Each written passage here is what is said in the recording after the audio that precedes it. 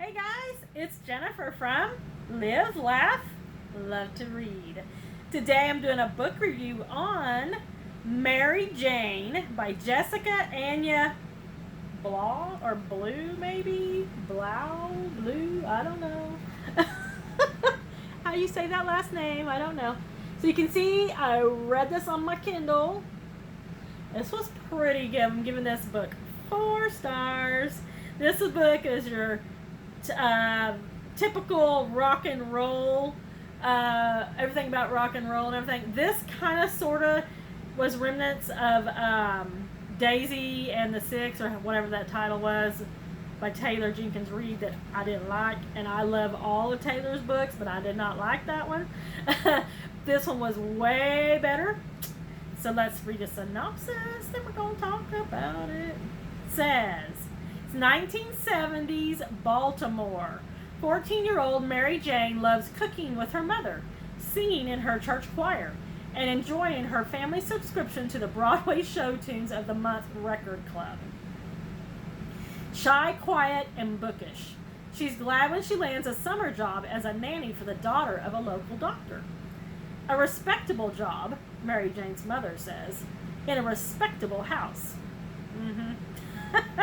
So Mary Jane's mother is quite religious and very stern and very strict, and always put your knees together and act like a lady, and teaching her how to run the household, because she is a mother and housemaker, and this is the way you do it. And she's teaching her daughter this too, so she's very, very stoic and very, this is how you do it. And yeah, their house doesn't have any laughter or any it's just all very stoic and quiet. And yeah. Let's see. And so she lets her take this summer job as a nanny because it's a doctor and his wife and a little girl. Yeah. So the house may look respectful on the outside, but inside it's a literal and figurative mess. Clutter on every surface. Impeachment, now more than ever, bumper stickers on the doors, cereal and takeout for dinner. And even more troublesome, were Mary Jane's mother to know, which she does not, the doctor is a psychiatrist who has cleared his summer for one important job: helping a famous rock star dry out. A week after Mary Jane starts, the rock star and his movie star wife move in.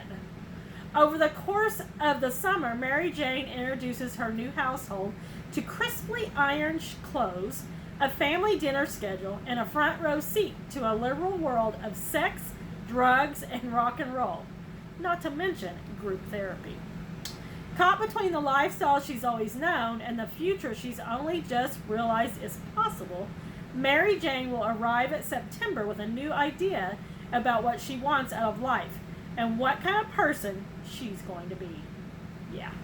So this was really a good book. I really liked it.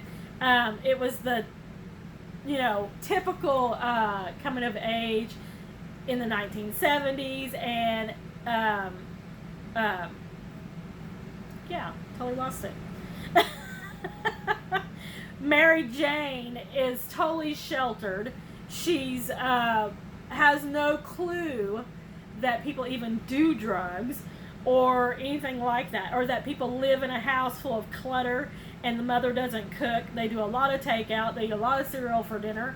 The little girl that she's in charge of, they are the mother and father are very affectionate to her. She's 5 or 6, 4, 5 or 6. And very affectionate, kissing, loving her, and calling her sweet names, and they just love her. But she doesn't get regular baths. She doesn't get regular food. Yeah. So Mary Jane steps in, and she basically is there to take care of the little girl.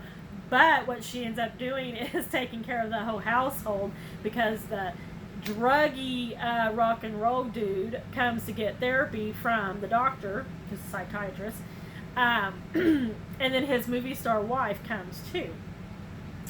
So what ensues is Mary Jane basically taking the household over, and she cleans up the whole house, starts making dinner every night, bathes the little girl, of course takes care of her, feeds her, takes her to the store, and they get groceries, and I mean she's just become part of the family. And so do the rock and roll guy and his movie star wife. They all become this one big family, and it's kind of dysfunctional, of course, because the rock and roll dude is a druggie and he has a relapse. And then Mary Jane is so naive that she thinks, because she thinks about sex all the time, that she's a sex addict.